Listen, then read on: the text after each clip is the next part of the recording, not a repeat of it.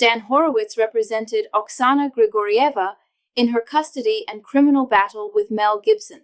The custody case ended with a recovery by Oksana worth over $12 million, and Mel Gibson pled no contest to battery charges in the criminal case. The attempt by the morally corrupt sheriff's department to arrest Oksana Grigorieva for extortion failed. The failure followed an aggressive campaign proving Oksana's complete innocence. Daniel countered the charges and convinced an honest prosecutor in the office to override the corrupt and politically driven Los Angeles District Attorney's Office, which was seeking to blame Oksana. But fast forward 14 years, Mel Gibson completed his probation years ago and his conviction was set aside. People ask, how could that happen? Let's look at the law and Mel Gibson's record.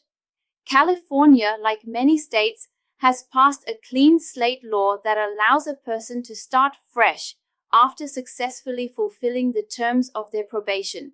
Mel Gibson completed 36 months of probation, paid fines and costs, had 52 weeks of counseling, and 16 hours of community service with Mending Kids International. He has had a perfectly clean record. He qualified for a fresh slate. The most basic California statute, and the one used very often, allows a defendant who has successfully completed probation for a misdemeanor conviction may have the conviction set aside and the charges dismissed. This is Penal Code Section 1203.4. This is a standard clean your record law. In fact, courts and probation officers will actually provide a form that a person can fill out to have their record purged. This statute allows the defendant to withdraw his plea of guilty or no contest plea, which is what Mel Gibson entered.